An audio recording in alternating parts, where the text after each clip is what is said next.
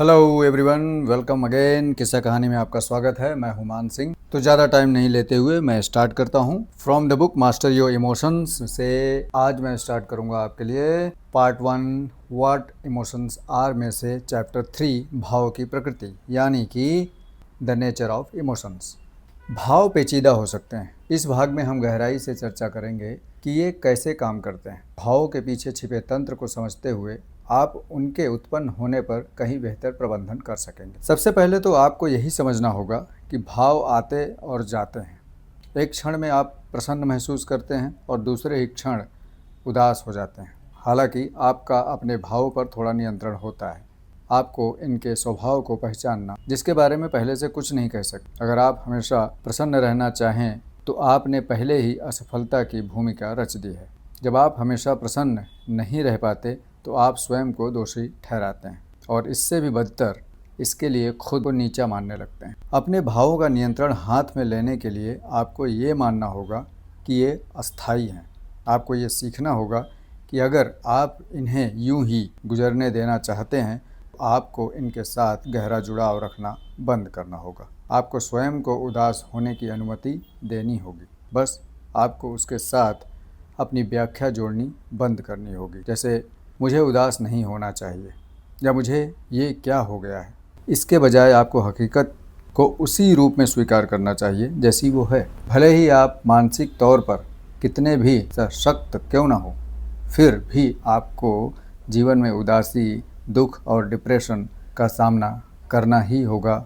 कभी कभार निराशा महसूस होगी, कभी आपको लगेगा कि आपके साथ छल हुआ, तो कभी असुरक्षा, बैर या शर्मिंदगी का एहसास होगा। आपको अपने पर संदेह होगा और आप जो बनना चाहते थे उसके लिए अपनी योग्यता पर संदेह कर। पर ये ठीक भी है, क्योंकि भाव आते हैं, पर उससे भी ज़रूरी बात यह है कि वे चले जाते हैं।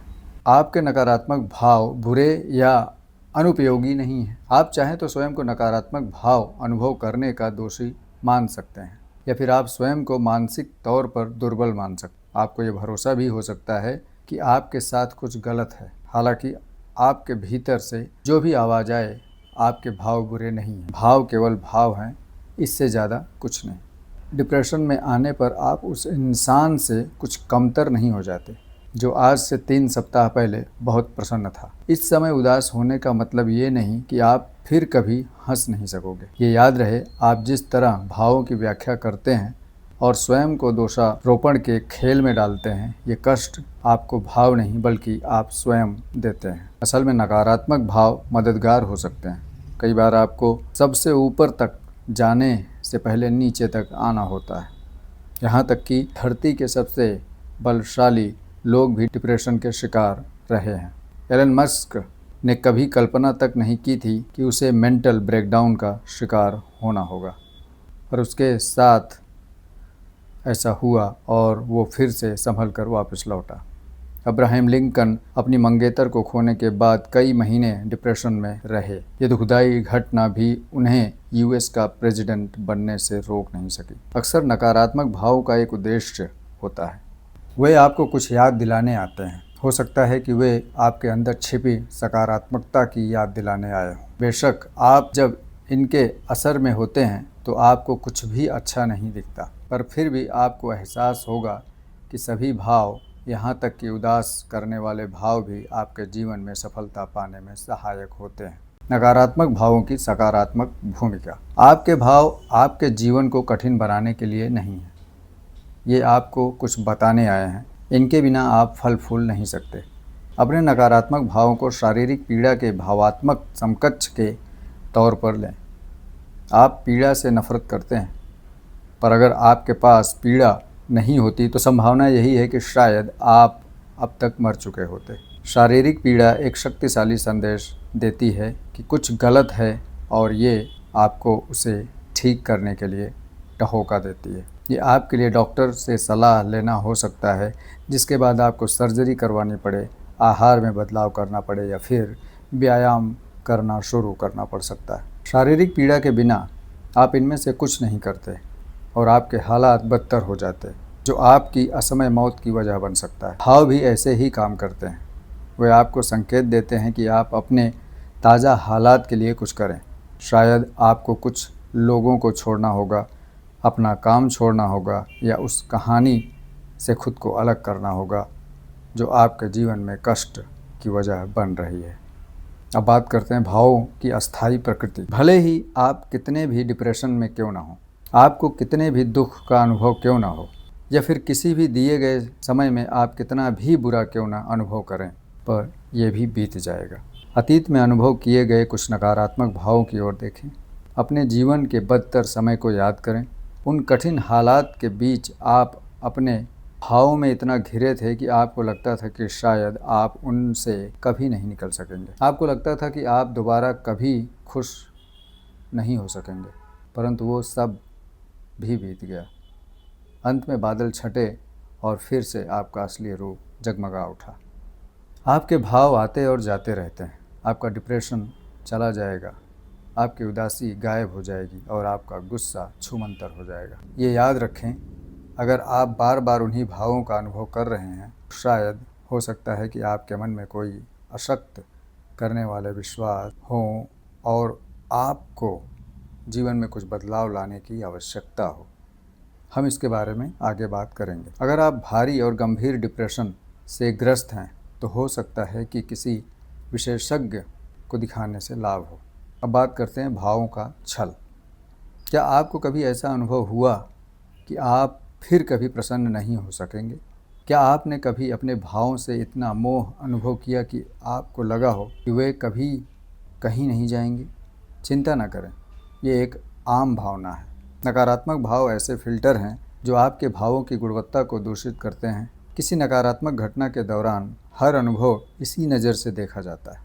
भले ही बाहरी दुनिया वही रहेगी, पर आप उसे अपनी अनुभूति के आधार पर ही पूरी तरह से अलग महसूस करेंगे।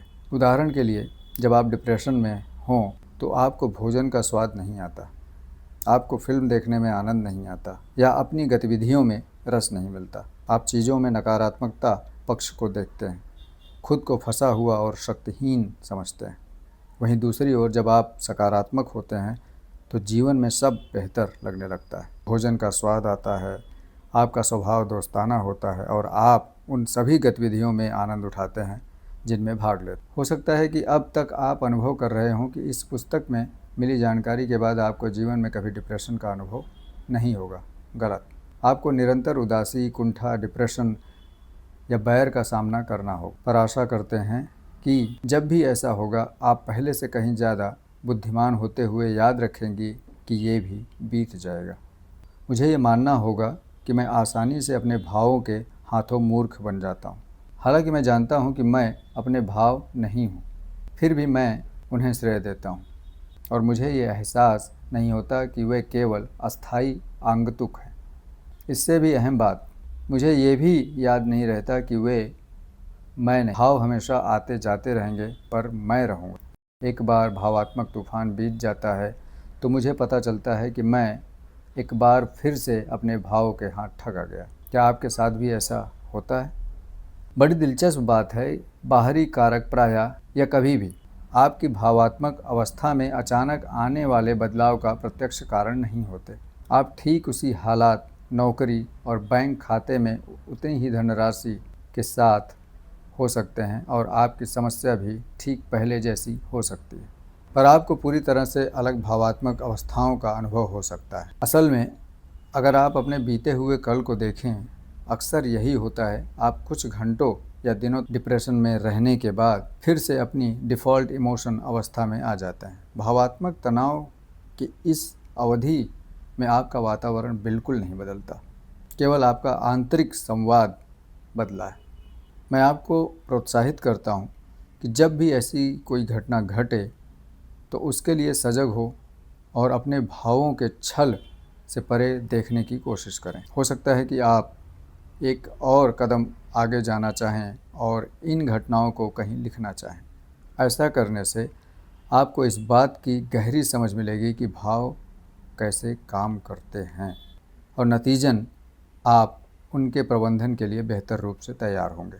तो आओ बात करते हैं भावों की दुष्ट शक्ति पर। एक भाव प्रायः एक विस्तृत और ऊर्जा से भरपूर विचार ढांचे का प्रतिनिधित्व करता है और इसके प्रभुत्व संपन्न ऊर्जात्मक बल के कारण आरंभ में वर्तमान में उपस्थित होकर इसे देखना आसान नहीं होता। ये आपको अपने अधीन करना चाहता है और अक्सर सफल भी हो जाता है जब तक आपके अंदर पर्याप्त सजगता ना हो। एक heart toll the power of now से ये कोट लिखा हुआ है। नकारात्मक भाव किसी जादू की तरह हैं। जब आप इनके असर में होते हैं तो इनसे पीछा छुड़ाना लगभग असंभव होता है। हो सकता है कि आप जानते हों कि एक से विचारों पर सिर धुनना बेकार है, फिर भी आप कुछ नहीं कर सकते और प्रवाह के साथ बहते हैं। एक गहरा खिंचाव महसूस करते हैं। आप लगातार विचारों के साथ अपनी पहचान जोड़ते हैं, नतीजन बद से भी बदतर महसूस करने लगते हैं। जब ऐसा होता है तो कोई भी उचित कारण काम नहीं करता। ये भाव आपकी निजी कहानी से कहीं ज़्यादा मेल खाते हैं। ये खिंचाव उतना ही ज़्यादा होता है। उदाहरण के लिए, अगर आपको लगता है कि आप अयोग्य हैं तो हो सकता है कि जब भी आपके मन में यह सोच हावी हो उस समय आपको अवरोध बोध या शर्मिंदगी का सामना करना पड़े, क्योंकि आपने पहले भी कई बार इन भावों को अनुभव किया है। वे आपके लिए एक स्वचालित प्रत्युत्तर बन गए हैं। इन भावों के साथ पहचान किस तरह काम करती है, इसके बारे में अधिक जानकारी के लिए पहचान नामक भाग को देखें। भावों की फिल्टर शक्ति पर बात करते हैं। आपकी भावात्मक अवस्था आपके जीवन के लिए दृष्टिकोण पर गहरा असर डाल। ये आपको अलग तरह से पेश आने और काम करने के लिए विवश कर देती है। जब आप सकारात्मक मनोदशा में हो और आपके पास भरपूर मात्रा में सकारात्मक ऊर्जा होती है, ये आपको देती है, तो कुछ पॉइंट्स आपके सामने हैं। आपके हर काम में और अधिक आत्मविश्वास। नंबर 2, ऐसे नए कामों के लिए आपका आग्रही होना जो आपके जीवन को सुधार सकते हैं। नंबर 3, त्याग देने या अपने सुविधाजनक दायरे से बाहर आने की योग्यता होती है। नंबर 4, कठिन समय में संरक्षण के लिए और अधिक आध्यात्मिक बल। नंबर 5, बेहतर विचार और संशोधित रचनात्मकता। नंबर 6, उसी भावात्मक रेंज से सकारात्मक भावों तक आसान पहुँच। जब आप नकारात्मक मानसिक अवस्था में हो, आपके पास बहुत कम मात्रा में सकारात्मक ऊर्जा होती है। आप पर निम्नलिखित प्रभाव दिखाई देते हैं। अब इस पर ध्यान देते हैं। पहला, आत्मविश्वास की कमी जो आपके हर काम को प्रभावित। नंबर 2, प्रेरणा की कमी जो आपकी ओर से किए जाने वाले कामों के असर को कम करती है। नंबर 3, आप नई चुनौती को लेने और सुविधाजनक दायरे को छोड़ने के लिए तैयार नहीं होते। नंबर 4, प्रतिकूल परिस्थिति में धैर्य बनाए रखने की योग्यता में कमी। और नंबर 5, उसी भावात्मक रेंज के अंदर और अधिक नकारात्मक विचारों को अपनी ओर आकर्षित करने की प्रवृत्ति होती है। तो आइए इसके लिए असली उदाहरण देखते हैं। असली जीवन में आए उदाहरण। मैं आपके साथ अपने जीवन का उदाहरण बांटना चाहूँगा। यह दोनों ही मामले एक सी बाहरी दशाओं के अंदर घट, केवल एक ही अंतर था, मेरी भावात्मक अवस्था। पहला मामला, मेरे अपने ऑनलाइन व्यापार के लिए उत्साहित अनुभव करना। मेरे किए जाने वाले हर काम में और अधिक आत्मविश्वास। ऐसा लगता है कि मेरे विचार अच्छे हैं। मैं अपनी पुस्तकों पर काम करने और आलेख लिखने को उत्सुक हूँ। मैं अपने काम को लोगों तक पहुँचाने और उनका प्रचार करने को तैयार हूँ। नेक्स्ट, मैं नई तरह के काम को आरंभ करने के लिए आग्रही हूँ। मैं नए विचारों, कामों या परियोजनाओं पर काम करना चाहता हूँ। मैं ऐसे उपाय सोच सकता हूँ जिनके माध्यम से दूसरे लेखकों से संपर्क रखते हुए नए कोचिंग प्रोग्राम बना सकता हूँ जो मैं अपने श्रोताओं को दे सकूँ। नेक्स्ट, मेरे आरामदायक घेरे से बाहर आने की योग्यता। मेरे लिए खुद को अपने आरामदायक घेरे से बाहर लाना आसान हो रहा है। मैं अनजान लोगों से मिल सकता हूँ या फिर फेसबुक लाइव कर सकता हूँ। भावात्मक रूप से सबल होना। मैं प्रोत्साहन के अभाव में भी अपनी परियोजनाओं से जुड़ा रहता हूँ। बेहतर विचार और संशोधित रचनात्मकता। नए विचारों के लिए आग्रही हूँ। मैं पुस्तकों, आलेखों और रचनात्मकता परियोजनाओं के लिए नए विचार दे सकता हूँ और अधिक सकारात्मक भावों को आकर्षित करता हूँ। इसके साथ ही मेरा मन नकारात्मक भावों को आसानी से नकार देता है और उनसे अपनी पहचान नहीं जोड़ता। दूसरा मामला, नतीजों के अभाव में हल्के डिप्रेशन का अनुभव होना। अब ये नेक्स्ट मतलब बोला जाए तो अलग पहलू। आत्मविश्वास में कमी। मुझे अपने पर और अपनी ओर से शुरू की गई सारी परियोजनाओं पर संदेह होने लगता। अचानक ही ऐसे लगने लगता है कि मैं जितनी भी परियोजनाओं पर काम कर रहा हूँ वे बेकार हैं या मैं किसी काम का नहीं। मेरे मन में कुछ ऐसे विचार आ जाते हैं, इन सब का क्या लाभ, मैं इसे पूरा नहीं कर सकूँगा, मैं कितना मूर्ख हूँ। बस ऐसी ही बातें दिमाग में चलती हैं और कहना ना होगा कि खुद को आगे ले जाना मेरे लिए एक चुनौती की तरह हो जाता है। प्रेरणा का अभाव। कोई भी काम करने का मन नहीं करता। मैं नकारात्मक विचारों से घिरा हूँ और इनसे बचना नामुमकिन लग रहा है। मेरे मन में बार बार वही नकारात्मक विचार आ रहे हैं जो किसी टूटे हुए रिकॉर्ड की तरह बज रहे हैं। ये इतने असली जान पड़ते हैं कि इन्होंने मेरे सारे अनुभव बर्बाद कर दिए। मुझे नई चुनौतियों को अपनाने में दिक्कत हो रही है। मेरे अंदर इतनी ऊर्जा नहीं बची कि अपनी सुविधा के दायरे से बाहर आकर चुनौतीपूर्ण योजनाओं पर काम कर सकूं। नेक्स्ट, मेरे अंदर कामों पर बने रहने की योग्यता कम हो गई है। मुझे काम पूरा करने में परेशानी हो रही है और मैं उन कामों को लगातार टालता आ रहा हूं जिन पर मुझे काम करना चाहिए। मेरे अंदर निरंतर नकारात्मक विचारों को अपनी ओर खींचने की प्रवृत्ति आ गई है। मैं ज़्यादा से ज़्यादा नकारात्मक को अपनी ओर खींच रहा हूँ। हालांकि ये सब पहले भी मेरे साथ होता था, पर अब ये बार बार और जल्दी होने लगा है। जब मैं इन विचारों के साथ अपनी पहचान कायम करता हूँ और ज़्यादा नकारात्मक भाव पैदा होने लगते। तो आपने देखा, एक तरफ सकारात्मक भाव, दूसरी तरफ नकारात्मक भाव, दोनों का अपना अपना एक प्रभाव कैसे काम करता है उस पर ये दोनों डिटेलिंग में अभी तक बताया। दोनों ही मामले कुछ ही दिनों के अंतराल में हुए। बाहरी परिवेश बिल्कुल एक सा था, पर मेरी भावात्मक दशा पूरी तरह से अलग अलग, और जिसकी वजह से मुझे अलग अलग काम कर। अब बात करते हैं भावों की चुंबकीय शक्ति। आपके भाव चुंबक की तरह होते हैं, वे विचारों को उन्हीं तरंगों पर आकर्षित करते हैं। यही वजह है कि जब आप नकारात्मक अवस्था में होते हैं तो आप आसानी से दूसरे नकारात्मक विचारों को भी अपनी ओर खींचते हैं और आप इन्हीं विचारों के बीच गुम होकर अपने हालात बदतर कर। जैसा कि एक hot toll the power of now में लिखते हैं, प्रायः आपकी सोच और भाव के बीच एक दुष्वक्र बन जाता है। वे एक दूसरे को पोषने लगते हैं, मतलब पालने लगते हैं। विचार का ढांचा एक भाव के रूप में विस्तृत प्रतिबिंब बनाता है और भावना की कंपन आवृत्ति मूल विचार पैटर्न को पोषित करती रहती है। अब ये देखते हैं कि आप इस चुंबकीय शक्ति को तोड़ने के लिए क्या करते। तो भावों की चुंबकीय शक्ति को तोड़ने पर बात करते हैं। मान लेते हैं कि आपके कार्यस्थल पर आपका दिन बुरा रहा और आपका मूड खराब। आप जिस नकारात्मक अवस्था में हैं वही आपके लिए और अधिक नकारात्मक विचारों को अपनी ओर खींचने का कारण बनेगी।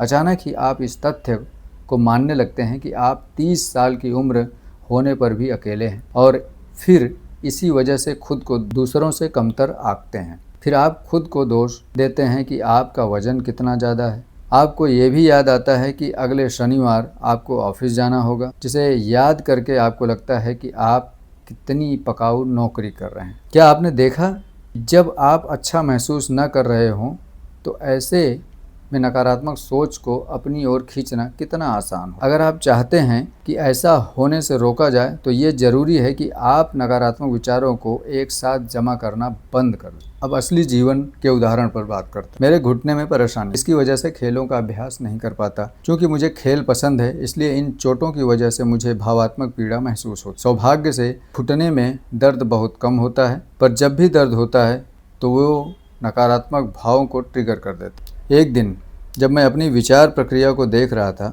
हम सबकी अलग अलग रुचियां होती हैं ना, मुझे एहसास हुआ कि मेरे घुटनों का दर्द नकारात्मक तौर पर मेरे मूड पर असर डाल रहा था। एक नकारात्मक फीडबैक लूप में और ज़्यादा नकारात्मक भावों को ट्रिगर कर रहा था। उस दर्द की वजह से मैं केवल उन्हीं बातों पर केंद्रित हो पा रहा था जो मेरे निजी जीवन से लेकर कार्यस्थल तक गलत हो रही थी। नतीजन कई घंटों या दिनों तक मैं उन्हीं नकारात्मक भावों में घिरा रहता। मैं आपसे ये कहना चाहता हूँ कि आपका जीवन कितना भी अच्छा क्यों ना हो, अगर आप अपनी समस्याओं पर केंद्रित रखते हुए बिताते हैं तो आप डिप्रेशन का शिकार होंगे। इस तरह नकारात्मक भावों को कम करने के लिए आपको अपनी समस्याओं को अलग अलग हिस्सों में बांटना सीखना हो। जो मुद्दे आपस में कोई संबंध नहीं रखते, उन्हें एक साथ जमा करके मन को उन पर बिसरने की अनुमति न दें। इस तरह आपका मन और ख़राब महसूस करेगा और आपके हाथ कुछ नहीं आएगा। ऐसा करने के बजाय ये याद रखें कि ये नकारात्मक भाव केवल आपके मन की उपज हैं। अगर आप इन्हें अलग अलग करके देखेंगे तो ये अपने आप में बड़ी बात नहीं है, और ऐसा कोई नियम नहीं है जो ये कहता है कि आपको इन्हें एक साथ हल करना होगा। आप इन्हें अलग अलग रख कर भी हल कर सकते हो। ये देखना शुरू करें कि आप कैसा महसूस करते हैं। अपने नकारात्मक भावों को रिकॉर्ड करें। ये देखें कि ऐसा क्या है जो इन्हें ट्रिगर करता है। आप ये अभ्यास जितना अधिक करेंगे, कुछ निश्चित ढांचों को उतना ही सामने लाते जाएंगे। उदाहरण के लिए मान लेते हैं कि आप 2 दिन में बहुत उदास महसूस कर रहे हैं। स्वयं से निम्नलिखित प्रश्न करें और पूछें, ऐसा क्या है जो मेरे भावों को ट्रिगर करता है? ऐसा क्या था जिसने उन्हें 2 दिन तक जीवित रखा? मैं अपने आप से क्या कहानी कह रहा था? मैं क्यों और किस तरह इनके जाल में उलझ गया? मैं इस घटना से क्या सीख ले सकता हूँ? तो ये सारी चीज़ों को आप खुद से पूछें। इन प्रश्नों का उत्तर देना बहुत महत्व रखता है, और ये आपको आने वाले समय में भी इसी तरह की परेशानियों को हल करने में मदद करेगा। बात करते हैं आपकी भावनात्मक पहुंच पर। हमने पहले भी देखा कि आप अपनी भावात्मक अवस्था से जुड़े विचारों को अपनी ओर आकर्षित करते हैं। इसका विपरीत भी सच है। आप किसी दिए गए समय में जो सोच रहे हो, आप उससे विपरीत विचारों को अपनी ओर आकर्षित नहीं कर। भले ही आप सकारात्मक सोच को अपनाने की कोशिश करें, आपका मन उसे ग्रहण नहीं करेगा। यही वजह है कि उदासी के दौरान जब समय समय पर आपके मन में सकारात्मक विचार आते हैं तो आप उनसे तालमेल नहीं रख पाते, और इस तरह आप अपनी भावात्मक अवस्था नहीं बदल सकेंगे। अब बात करते हैं आपका भावात्मक निर्देश बिंदु। क्या कभी ऐसा हुआ कि आप उदास हों और आपको खुश होने को कहा गया हो, या फिर डिप्रेशन के दौरान आभार जताने को कहा गया हो? इससे मदद मिली थी? बेशक नहीं मिली हो। ऐसा इसलिए है, आप जिस भावात्मक अवस्था में थे उसने आपको उन भावों तक जाने ही नहीं दिया होगा। ईस्टर और जेरी हिक्स अपनी किताब ऑक्स एंड इट इज गिवन में एक मॉडल देते हैं जो बताता है कि भावात्मक रेंज आपस में कैसे जुड़े होते हैं और हम कैसे कदम कदम पर नकारात्मक से सकारात्मक भावों की ओर जा सकते हैं। उदाहरण के लिए उनके मॉडल में डिप्रेशन का असहाय भाव को निचले पायदान पर रखा गया है और उसके बाद गुस्से की बारी आती है। इसका मतलब है कि जब आप डिप्रेशन में हो तो गुस्से के लक्षण दिखाते हैं कि आप भावात्मक सीढ़ी चढ़ रहे हैं। ये बात समझ आती है, जब आप गुस्से में हो तो डिप्रेशन की तुलना में आपके पास अधिक ऊर्जा होती है, राइट? हाल ही में कुछ समय तक डिप्रेशन में रहने के बाद मुझे गुस्सा भी आने लगा। किसी वजह से मैं अपने दिमाग में चल रहे किस्सों और बहानों से तंग आ गया था, और मैंने उस गुस्से का इस्तेमाल करते हुए उन कार्यों को करना चाहा जिन्हें अब तक नकारता आ रहा था। नतीजन मैं गतिशीलता पाने में सफल रहा और भावात्मक सीढ़ी चढ़ गया। जब भी आप नकारात्मक भावों का अनुभव करें तो उन भावों को देखें जो आपको अधिक ऊर्जा देते हो। गुस्से जैसी तथाकथित नकारात्मक भाव की मदद से आप और भी अशक्त करने वाले भावों से छुटकारा पा सकते, जैसे असहाय महसूस करना। केवल आपको पता है कि आप कैसा महसूस करते हैं। इस तरह अगर गुस्सा बेहतर लग रहा हो तो उसे स्वीकार करें। अब बात करते हैं भाव और मानसिक कष्ट की। क्या आपको पता था कि आप अपने जीवन में बहुत से अनावश्यक कष्ट को न्योता देते हैं? हर बार जब भी आप कुछ सोचते हैं तो उसके साथ एक भाव पैदा होता है और आपको कष्ट होता है। इसका एक अच्छा उदाहरण ये होगा कि आप शारीरिक पीड़ा के लिए क्या प्रतिक्रिया देते हैं। जब भी आपको दर्द महसूस होता है तो आपकी पहली प्रतिक्रिया उसकी व्याख्या करने की होती है। जब आप ऐसा करते हैं तो आपके मन में नकारात्मक भाव आते हैं।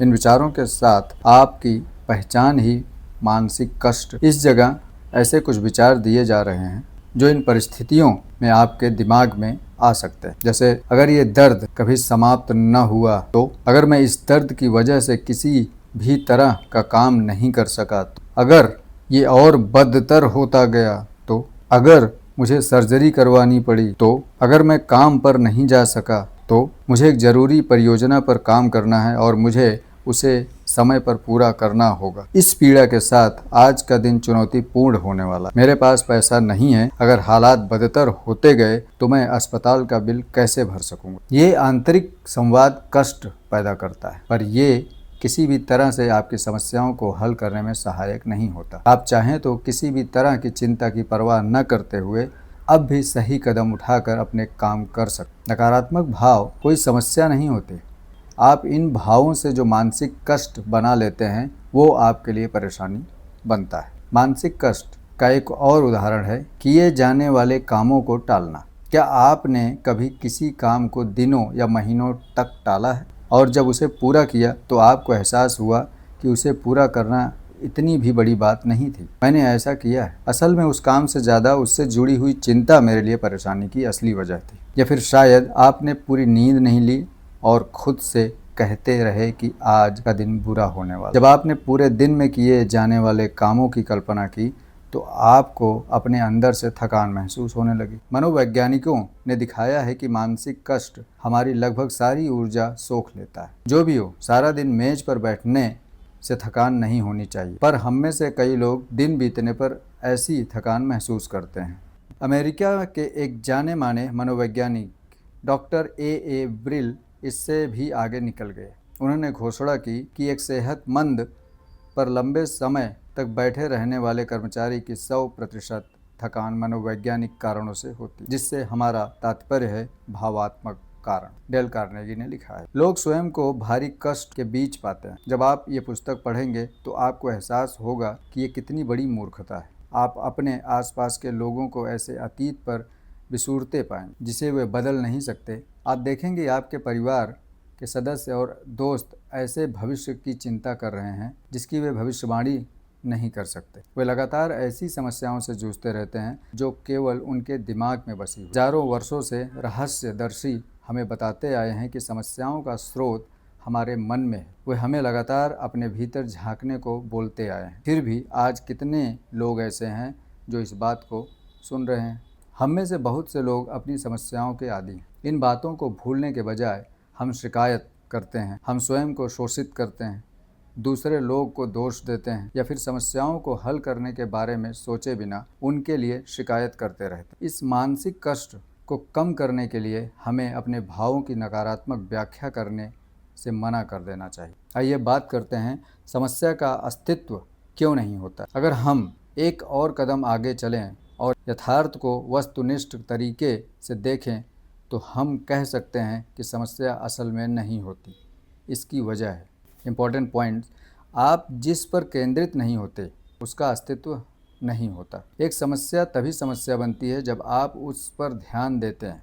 आपके मन के नज़रिए से आप जिस पर ध्यान नहीं देते वो उसके लिए कोई वजूद नहीं। आइए इसके लिए एक काल्पनिक उदाहरण लेते हैं। मान लेते हैं कि आपने अपनी टांगें खो दी। अगर आप इस बात को तत्काल स्वीकार कर इसके बारे में सोचना बंद कर देते हैं तो ऐसी कोई समस्या नहीं रहेगी और इस तरह आपको कोई मानसिक कष्ट नहीं होगा। आप बड़े आराम से अपनी असलियत के साथ जीते रहें। बेशक ऐसा आमतौर पर नहीं होता।